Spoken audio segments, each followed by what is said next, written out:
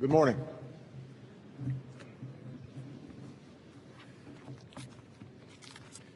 Mr. President, Mr. Secretary General, fellow delegates, ladies and gentlemen, it is my honor to address you for the first time as the 44th President of the United States.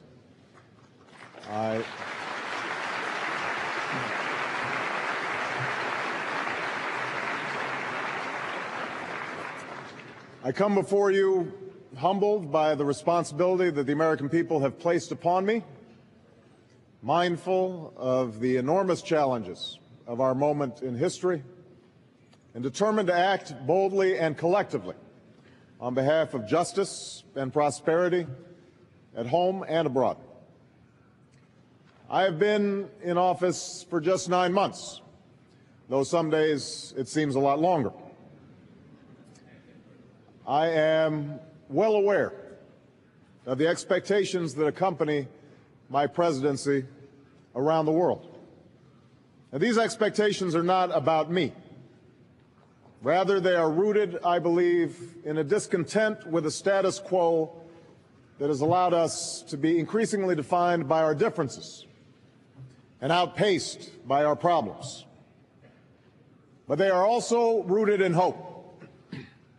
The hope that real change is possible, and the hope that America will be a leader in bringing about such change. I took office at a time when many around the world had come to view America with skepticism and distrust. A part of this was due to misperceptions and misinformation about my country. Part of this was due to opposition to specific policies and a belief that on certain critical issues, America had acted unilaterally, without regard for the interests of others. And this has fed an almost reflexive anti-Americanism, which too often has served as an excuse for collective inaction. Now, like all of you, my responsibility is to act in the interests of my nation and my people, and I will never apologize for defending those interests. But it is my deeply held belief that in the year 2009, more than at any point in human history, the interests of nations and peoples are shared. The religious convictions that we hold in our hearts can forge new bonds among people, or they can tear us apart.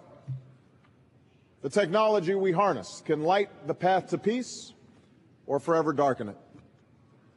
The energy we use can sustain our planet or destroy it.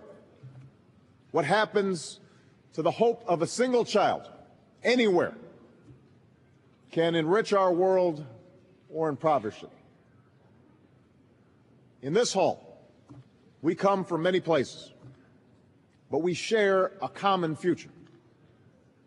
No longer do we have the luxury of indulging our differences to the exclusion of the work that we must do together.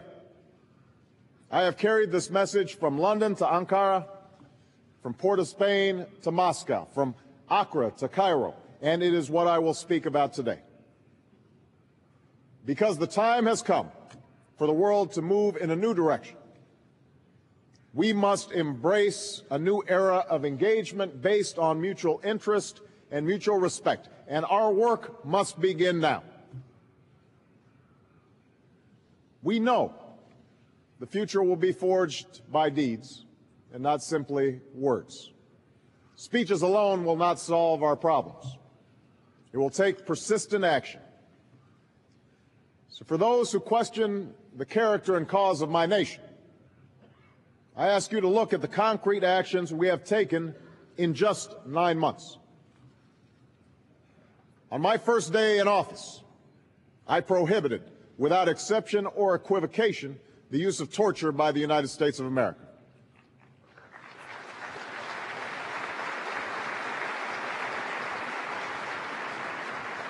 I ordered the prison at Guantanamo Bay closed, and we are doing the hard work of forging a framework to combat extremism within the rule of law. Every nation must know America will live its values, and we will lead by example. We have set a clear and focused goal to work with all members of this body to disrupt, dismantle, and defeat al-Qaeda and its extremist allies, a network that has killed thousands of people of many faiths and nations, and that plotted to blow up this very building. In Afghanistan and Pakistan, we and many nations here are helping these governments develop the capacity to take the lead in this effort, while working to advance opportunity and security for their people. In Iraq, we are responsibly ending a war. We have removed American combat brigades from Iraqi cities and set a deadline of next August to remove all our combat brigades from Iraqi territory. And I have made clear that we will help Iraqis transition to full responsibility for their future and keep our commitment to remove all American troops by the end of 2011. I have outlined a comprehensive agenda to seek the goal of a world without nuclear weapons. In Moscow, the United States and Russia announced that we would pursue substantial reductions in our strategic warheads and launchers. At the Conference on Disarmament, we agreed on a work plan to negotiate an end to the production of fissile materials for nuclear weapons. And this week, my Secretary of State will become the first senior American representative to the annual members' conference of the Comprehensive Test Ban Treaty. Upon taking office, I appointed a special envoy for Middle East peace, and America has worked steadily and aggressively to advance the cause of two states, Israel and Palestine, in which peace and security take root and the rights of both Israelis and Palestinians are respected. To confront climate change, we have invested $80 billion in clean energy. We have substantially increased our fuel efficiency standards. We have provided new incentives for conservation, launched an energy partnership across the Americas, and moved from a bystander to a leader in international climate negotiations. To overcome an economic crisis that touches every corner of the world, we worked with the G20 nations to forge a coordinated international response of over $2 trillion in stimulus to bring the global economy back from the brink. We mobilized resources that help prevent the crisis from spreading further to developing countries. And we joined with others to launch a $20 billion global food security initiative that will lend a hand to those who need it most and help them build their own capacity. We have also re-engaged the United Nations. We have paid our bills. We have joined the Human Rights Council. We have signed the Convention of the Rights of Persons with Disabilities. We have fully embraced the Millennium Development Goals, and we address our priorities here in this institution. For instance, through the Security Council meeting that I will chair tomorrow on nuclear nonproliferation and disarmament, and through the issues that I will discuss today. This is what we have already done, but this is just a beginning. Some of our actions have yielded progress. Some have laid the groundwork for progress in the future. But make no mistake, this cannot solely be America's endeavor. Those who used to chastise America for acting alone in the world cannot now stand by and wait for America to solve the world's problems alone. We have sought, in word and deed, a new era of engagement with the world. And now is the time for all of us to take our share of responsibility for a global response to global challenges. Now, if we are honest with ourselves, we need to admit that we are not living up to that responsibility. Consider the course that we're on if we fail to confront the status quo. Extremists sowing terror in pockets of the world, protracted conflicts that grind on, genocide, mass atrocities, more nations with nuclear weapons, melting ice caps and ravaged populations, persistent poverty and pandemic disease. I say this not to sow fear, but to state a fact. The magnitude of our challenges has yet to be met by the measure of our actions. This body was founded on the belief that the nations of the world could solve their problems together. Franklin Roosevelt, who died before he could see his vision for this institution become a reality, put it this way, and I quote, "The structure of world peace cannot be the work of one man or one party or one nation. It cannot be a peace of large nations or of small nations. It must be a peace which rests on the cooperative effort of the whole world." The cooperative effort of the whole world. Those words ring even more true today, when it is not simply peace, but our very health and prosperity that we hold in common. Yet, we also know that this body is made up of sovereign states. And sadly, but not surprisingly, this body has often become a forum for sowing discord instead of forging common ground, a venue for playing politics and exploiting grievances rather than solving problems. After all, it is easy to walk up to this podium and point fingers and stoke divisions. Nothing is easier than blaming others for our troubles and absolving ourselves of responsibility for our choices and our actions. Anybody can do that. Responsibility and leadership in the 21st century demand more. In an era when our destiny is shared, power is no longer a zero-sum game. No one nation can or should try to dominate another nation. No world order that elevates one nation or group of people over another will succeed. No balance of power among nations will hold. The traditional divisions between nations of the South and the North make no sense in an interconnected world, nor do alignments of nations rooted in the cleavages of a long-gone Cold War. The time has come to realize that the old habits, the old arguments, are irrelevant to the challenges faced by our people. They lead nations to act in opposition to the very goals that they claim to pursue, and to vote, often in this body, against the interests of their own people. They build up walls between us and the future that our people seek. And the time has come for those walls to come down. Together, we must build new coalitions that bridge old divides.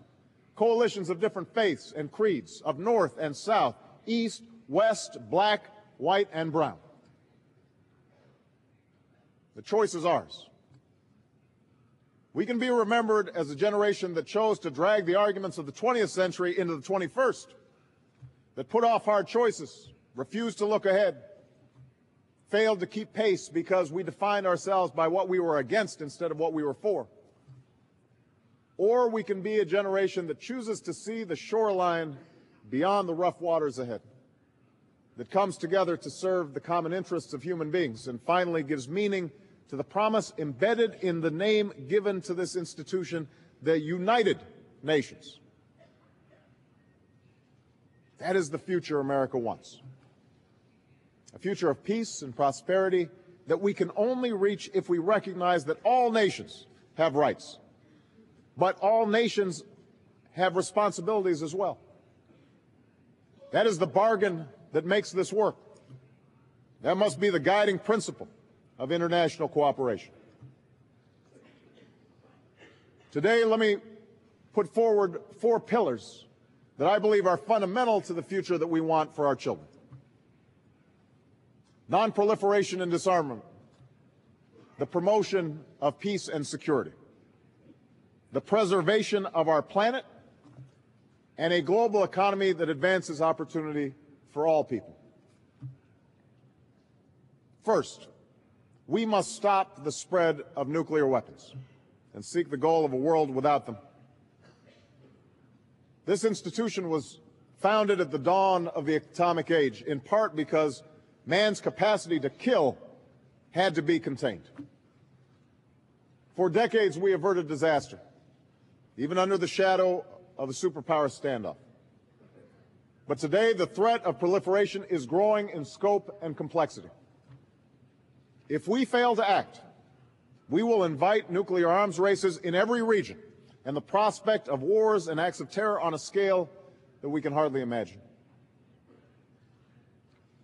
A fragile consensus stands in the way of this frightening outcome, and that is the basic bargain that shapes the Nuclear Non-Proliferation Treaty. It says that all nations have the right to peaceful nuclear energy, that nations with nuclear weapons have a responsibility to move toward disarmament, and those without them have the responsibility to forsake them. The next 12 months could be pivotal in determining whether this compact will be strengthened or will slowly dissolve. America intends to keep our end of the bargain. We will pursue a new agreement with Russia to substantially reduce our strategic warheads and launchers. We will move forward with ratification of the Test Ban Treaty and work with others to bring the treaty into force so that nuclear testing is permanently prohibited. We will complete a nuclear posture review that opens the door to deeper cuts and reduces the role of nuclear weapons. And we will call upon countries to begin negotiations in January on a treaty to end the production of fissile material for weapons. I will also host a summit next April that reaffirms each nation's responsibility to secure nuclear material on its territory and to help those who can't, because we must never allow a single nuclear device to fall into the hands of a violent extremist. And we will work to strengthen the institutions and initiatives that combat nuclear smuggling and theft. All of this must support efforts to strengthen the NPT. Those nations that refuse to live up to their obligations must face consequences. Let me be clear, this is not about singling out individual nations. It is about standing up for the rights of all nations that do live up to their responsibilities. Because a world in which IAEA inspections are avoided and the United Nations demands are ignored will leave all people less safe and all nations less secure. In their actions to date, the governments of North Korea and Iran threaten to take us down this dangerous slope. We respect their rights as members of the community of nations. I have said before, and I will repeat, I am committed to diplomacy that opens a path to greater prosperity and more secure peace for both nations if they live up to their obligations. But if the governments of Iran and North Korea choose to ignore international standards, if they put the pursuit of nuclear weapons ahead of regional stability and the security and opportunity of their own people, if they are oblivious to the dangers of escalating nuclear arms races in both East Asia and the Middle East, then they must be held accountable. The world must stand together to demonstrate that international law is not an empty promise and that treaties will be enforced. We must insist that the future does not belong to fear. Now that brings me to the second pillar for our future, the pursuit of peace. The United Nations was born of the belief that the people of the world can live their lives, raise their families, and resolve their differences peacefully. And yet we know that in too many parts of the world, this ideal remains an abstraction, a distant dream. We can either accept that outcome as inevitable and tolerate constant and crippling conflict, or we can recognize that the yearning for peace is universal and reassert our resolve to end conflicts around the world. That effort must begin with an unshakable determination that the murder of innocent men, women, and children will never be tolerated. On this, there can be no dispute. The violent extremists who promote conflict by distorting faith have discredited and isolated themselves. They offer nothing but hatred and destruction. In confronting them, America will forge lasting partnerships to target terrorists, share intelligence, and coordinate law enforcement and protect our people. We will permit no safe haven for al-Qaeda to launch attacks from Afghanistan or any other nation. We will stand by our friends on the front lines, as we and many nations will do in pledging support for the Pakistani people tomorrow. And we will pursue positive engagement that builds bridges among faiths and new partnerships for opportunity.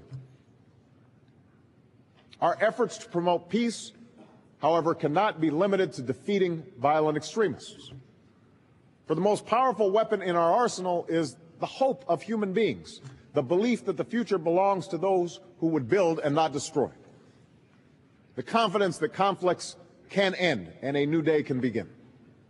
And that is why we will strengthen our support for effective peacekeeping, while energizing our efforts to prevent conflicts before they take hold. We will pursue a lasting peace in Sudan through support for the people of Darfur and the implementation of the comprehensive peace agreement so that we secure the peace that the Sudanese people deserve. And in countries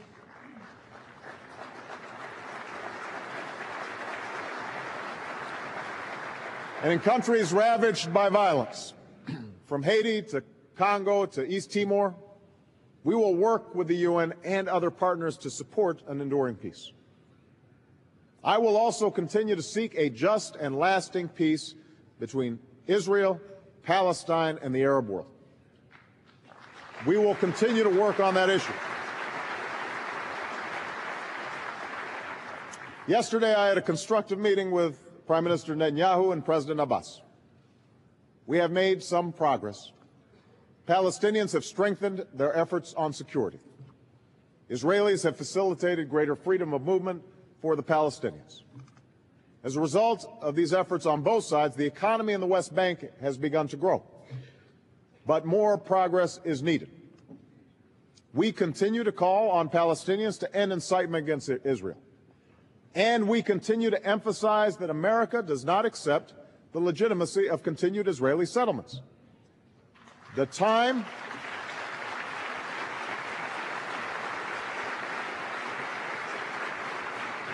has come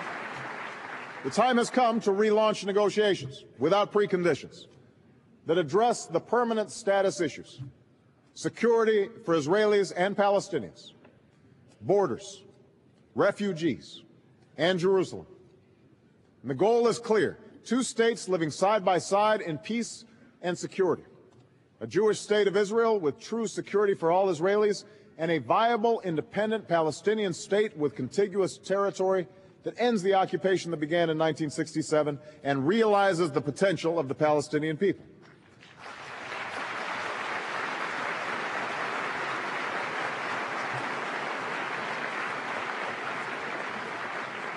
As we pursue this goal, we will also pursue peace between Israel and Lebanon, Israel and Syria, and a broader peace between Israel and its many neighbors. In pursuit of that goal, we will develop regional initiatives with multilateral participation alongside bilateral negotiations. Now, I am not naive.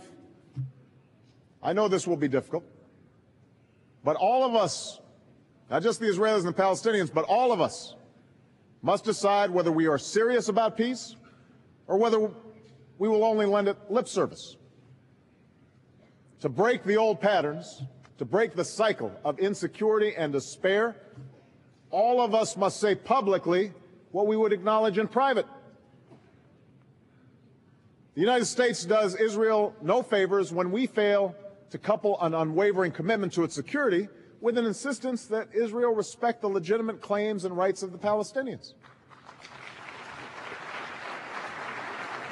And nations within this body do the Palestinians no favors when they choose vitriolic attacks against Israel over constructive willingness to recognize Israel's legitimacy and its right to exist in peace and security.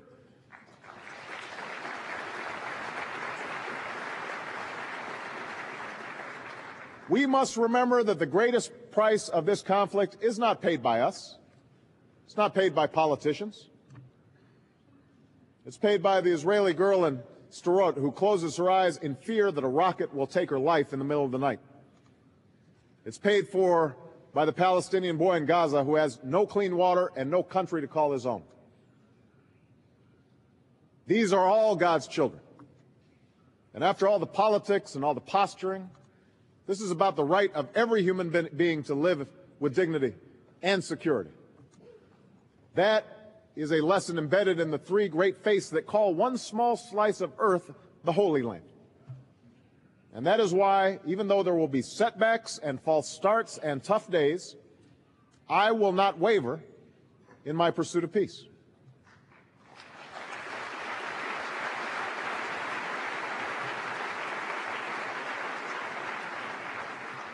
Third, we must recognize that in the 21st century there will be no peace unless we take responsibility for the preservation of our planet.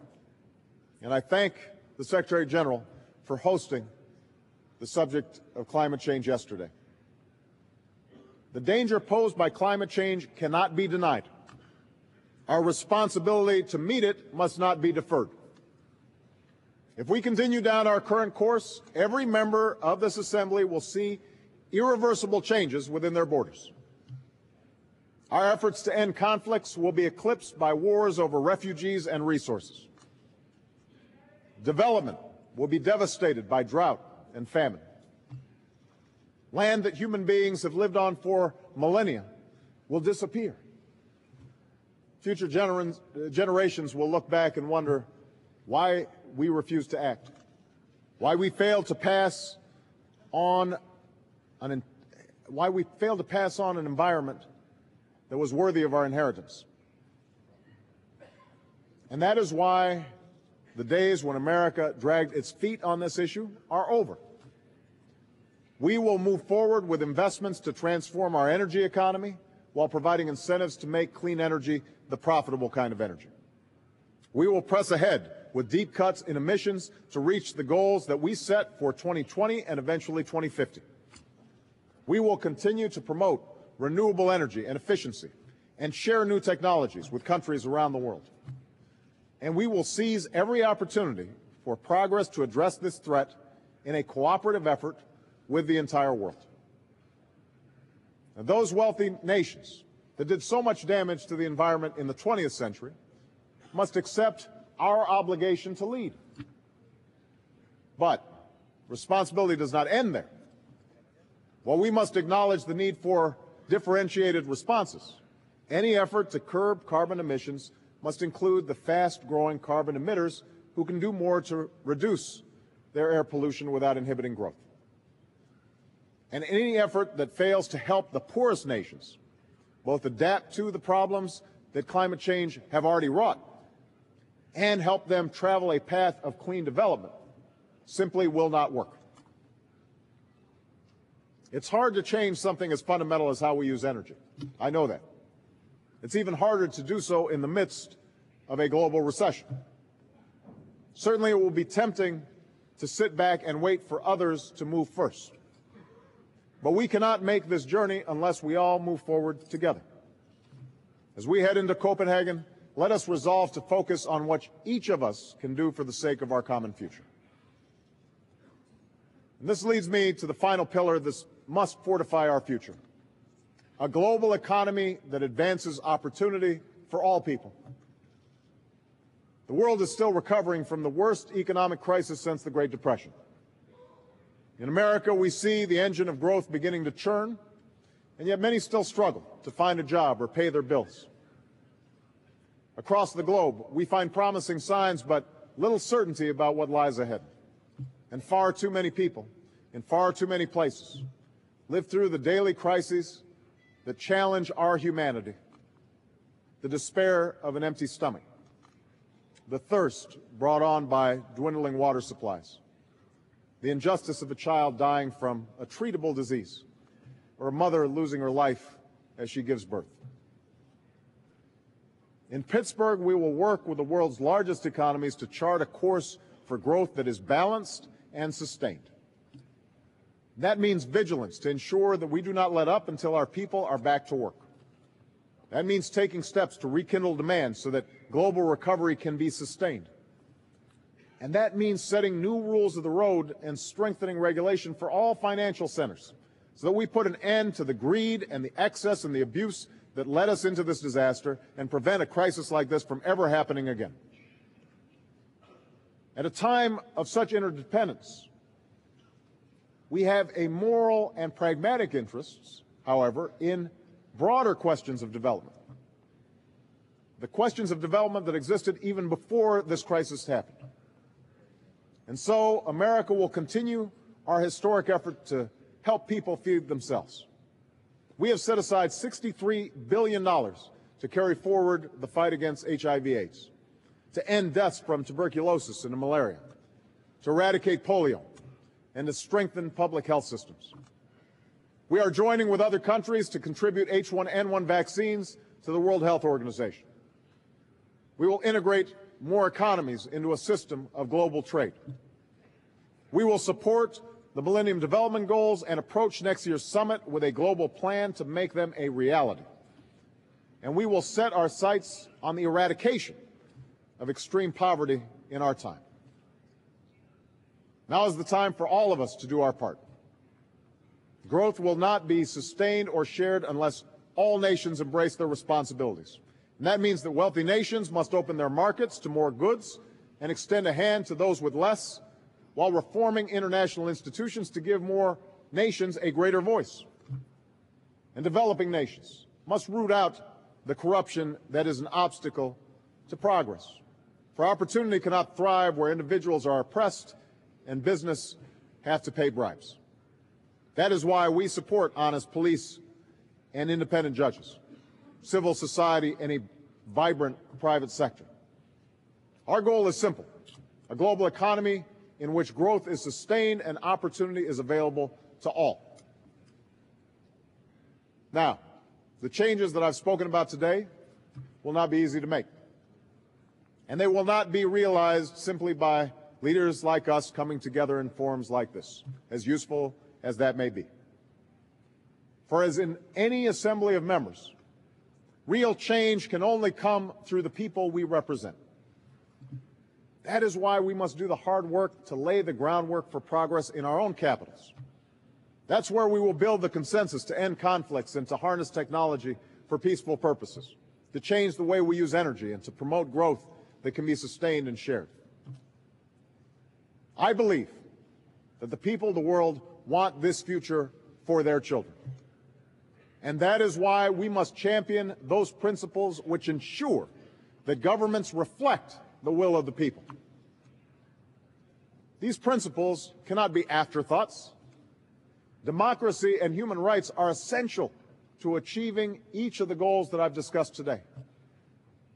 Because governments of the people and by the people are more likely to act in the broader interests of their own people rather than narrow interests of those in power. The test of our leadership will not be the degree to which we feed the fears and old hatreds of our people. True leadership will not be measured by the ability to muzzle dissent or to intimidate and harass political opponents at home. The people of the world want change. They will not long tolerate those who are on the wrong side of history. This Assembly's charter commits each of us, and I quote, to reaffirm faith in fundamental human rights, in the dignity and worth of the human person, in the equal rights of men and women. Among those rights is the freedom to speak your mind and worship as you please, the promise of equality of the races, and the opportunity for women and girls to pursue their own potential, the ability of citizens to have a say in how you are governed and to have confidence in the administration of justice. For just as no nation should be forced to accept the tyranny of another nation, no individual should be forced to accept the tyranny of their own people.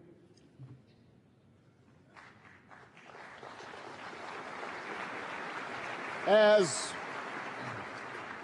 an African American, I will never forget that I would not be here today without the steady pursuit of a more perfect union in my country. And that guides my belief that no matter how dark the day may seem, transformative change can be forged by those who choose to side with justice. And I pledge that America will always stand with those who stand up for their dignity and their rights, for the student who seeks to learn, the voter who demands to be heard, the innocent who longs to be free, the oppressed who yearns to be equal. Democracy cannot be imposed on any nation from the outside. Each society must search for its own path, and no path is perfect. Each country will pursue a path rooted in the culture of its people and in its past traditions. And I admit that America has too often been selective in its promotion of democracy. But that does not weaken our commitment. It only reinforces it. There are basic principles that are universal, there are certain truths which are self-evident, and the United States of America will never waver in our efforts to stand up for the right of people everywhere to determine their own destiny.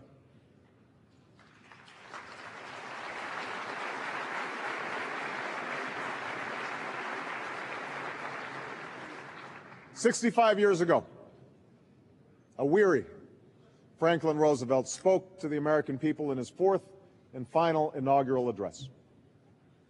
After years of war, he sought to sum up the lessons that could be drawn from the terrible suffering, the enormous sacrifice that had taken place. We have learned, he said, to be citizens of the world, members of the human community. The United Nations was built by men and women like Roosevelt from every corner of the world, from Africa and Asia, from Europe to the Americas. These architects of international cooperation had an idealism that was anything but naive. It was rooted in the hard-earned lessons of war, rooted in the wisdom that nations could advance their interests by acting together instead of splitting apart.